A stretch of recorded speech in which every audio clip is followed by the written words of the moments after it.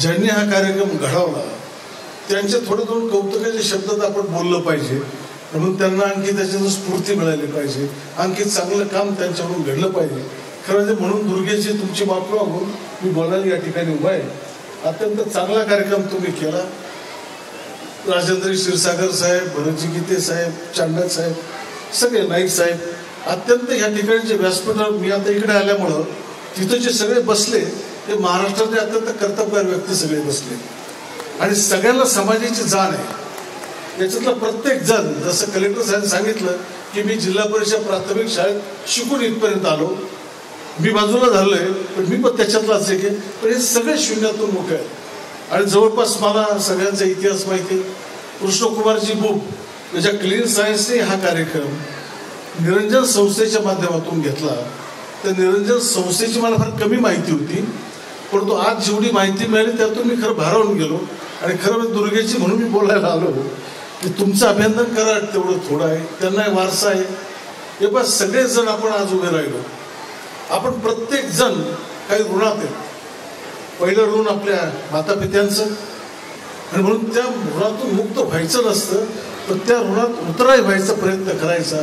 ते कृष्णकुमारजींनी आज केलं. त्यांच्या आईवडिलांच्या माध्यमातून एक सामाजिक सेवा करणारी संस्था ते निर्माण केली, सन्मान्य श्री रामनारायणजी बुक ट्रस्ट म्हणून, आणि त्याचे ते चालक आहेत अशोक भाऊ आणि कृष्णा भाऊनी. ते कृष्णकुमारजी झालेत पुण्यातून, पण आमचा तो कृष्ण आहे, बालपणीचा मित्र असल्यामुळं. तर पुण्यातून खूप चांगलं काम त्यांनी वडिलांच्या याच्यावर उभं केलं. एका ऋणातून ते उतराय वाढण्याचा प्रयत्न करतात. ते घराण्याचं वाढवडिलाचं ऋण, दुसरं ऋण आपल्या मातीचं, भूमीचं, ज्या गावात ज्या भूमीने आपल्याला मोठं केलं, ज्या सवंगाने आपल्याला चांगले विचार दिले, आपल्या कर्तृत्वाला साथ दिली, त्यांचं एक ऋण आपल्यावर असतं. आणि त्या ऋणातून मला असं वाटतं कधी मुक्त होऊ नये, आपण त्या ऋणात राहावा. तर त्या ऋणात राहण्याचा कारण कृष्णकुमारजीचा हा स्वभाव आहे. किती जणांना माहिती आहे मला माहीत नाही, क्षीरसागर साहेबांना कदाचित कल्पना असेल.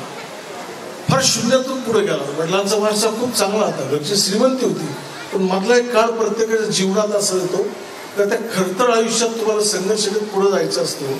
आणि तो संघर्ष त्यांनी केला. त्या संघर्ष करताना ते पुण्याला आले.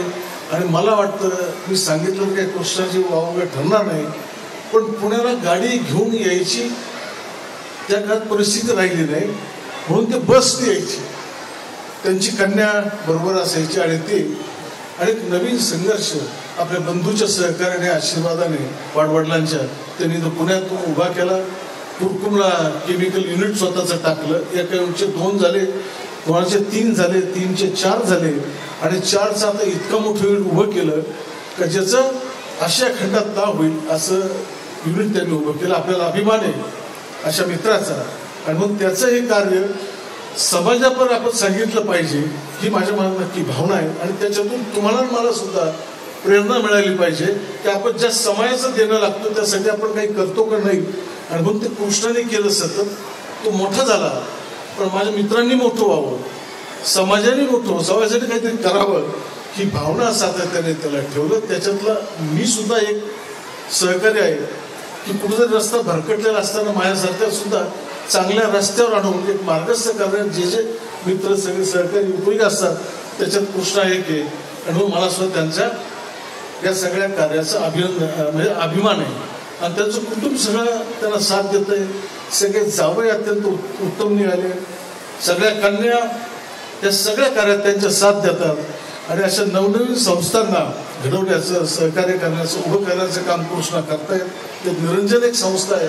आणि मग दुर्गेशजी, मला तुमच्याही सगळ्या सहकार्यांचं, तुमच्या संस्थेतल्या सगळ्या तुमच्या मित्रांचं एक अत्यंत अभिमान वाटला.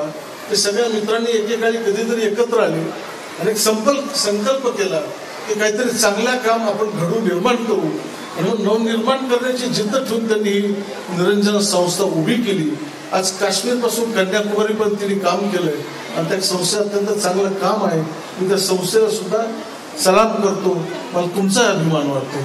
आणि मग अशा ह्या चांगल्या कार्याला आपण सगळे जमताना माझ्या मनात निश्चित एक भावना आहे की जे जे मोठे झाले, कृष्ण मोठा आला, मला सगळा इतिहास माहिती आहे. म्हणून त्याच्या बाबतीत संत तुकारामजी भरतजी तुम्हाला इथे लागू होईल.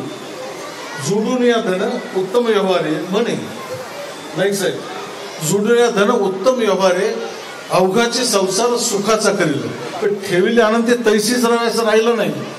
अवघाचे संसार सुखाचा करील, पण मी चांगल्या मार्गाने कष्ट करील. श्रम हे भांडवल आहे कृष्णाचं, कष्ट हे भांडवल आहे. आणि त्याच्यातून एवढी मोठी संस्था हे सगळ्या क्लीन सायन्सच्या सहकार्याच्या मदतीने त्यांनी उभी केली. पण ते उभं करताना सामाजिक भान ठेवलं. अवघाचे संसार म्हणजे गरीब श्रीमंत तुम्ही आम्ही सगळ्यांना आपल्या संसारात त्यांनी सामावून घेऊन तुमचा प्रपंच करण्यासाठी ते प्रयत्न करतील अशी भावना त्यांनी ठेवली. दुसरं एक मला सांगावं असं वाटतं की मला तो 2012 साली कदाचित भरतजींना माहीत असेल, क्षीरसागर सर माहीत आहे, एक CSR हा कॉर्पोरेट सोशल रिस्पॉन्सिबिलिटी फंड देशाच्या सरकारने स्थापन करण्याची सगळ्यांना सक्ती केली उद्योजकांना. तर तुम्ही जो नफा कमावता, जो धंद्याचे भांडवल तुम्ही केले, त्याच्यातला काही भाग तुम्ही समाजासाठी राखून ठेवा. वाटतं मनमोहन सिंग त्या काळ पंतप्रधान असावे. आत्ताचे जे कर्तृत्ववान पंतप्रधान आहेत त्यांनी या कार्याला दिशा दिली, पण याचा पाया मनमोहन सिंगने त्या काळात रचला. आणि ती सामाजिक बांधिलकी समाजाची ठेवावी म्हणून जनरली जुन्या काळामध्ये आम्ही लहान होतो त्या काळात आमच्यात एक म्हण असायची. खूप माहेश्वरी बंधू इथे उभे आहेत, माझे मित्र या ठिकाणी उपस्थित आहेत. पण ह्या माहेश्वरी बंधूंनी नव्या पिढीने, त्यांच्यातल्या नव्या पिढीने एक नवी ओळख त्या माहेश्वरी समाजाला निर्माण केली. आमच्या लहानपणी कृष्णाची मारवाडी म्हणजे चिकट असं आम्ही म्हणलं जायचं, असं होतं. तर वाडवडील तशी होते, ते खूप गरिबीत आले, राजस्थानातून आले आणि इकडं खूप कष्ट करून त्यांनी आपला प्रपंच उभा केला. पण त्याच्यानंतरच्या पिढीने खूप चांगली दिशा त्या संपत्तीची दिली आणि एक समाजात चांगलं काम केलं.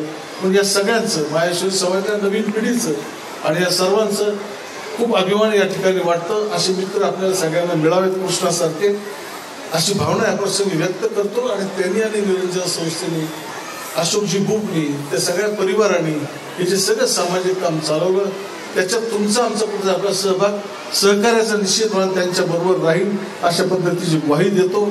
भरतजी आणि यांना सांगतो की त्यांनी आता जे सांगितलं, आता जे अगोदर बोलले नाईक साहेब की राजकारण्याला फार ह्याच्यात इन्व्हॉल्व करू नका.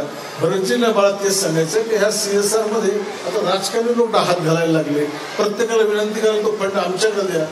तसं काही करू नका, तुम्ही सगळे त्या फंडाचा चांगला उपयोग करताल तो करावा आणि खूप समाजाचं चांगलं व्हावं अशी भावना या कार्यक्रमाच्या निमित्ताने या प्रसंगी व्यक्त करतो. भूपरिवाराच्या कर्तृत्वाला सलाम करतो. दुर्गेशजी तुमचे कर्तृत्व जे म्हणतोच नक्की की जे ते कर्तृत्वाची प्रतीची ते कर आमुचे जुळती. तुम्हाला सगळ्यांना सलाम करतो. सगळ्या उपस्थित बंधूंना, विद्यार्थ्यांना सगळ्यांना वंदन करून थांबतो. जय हिंद, जय गगनगिरी.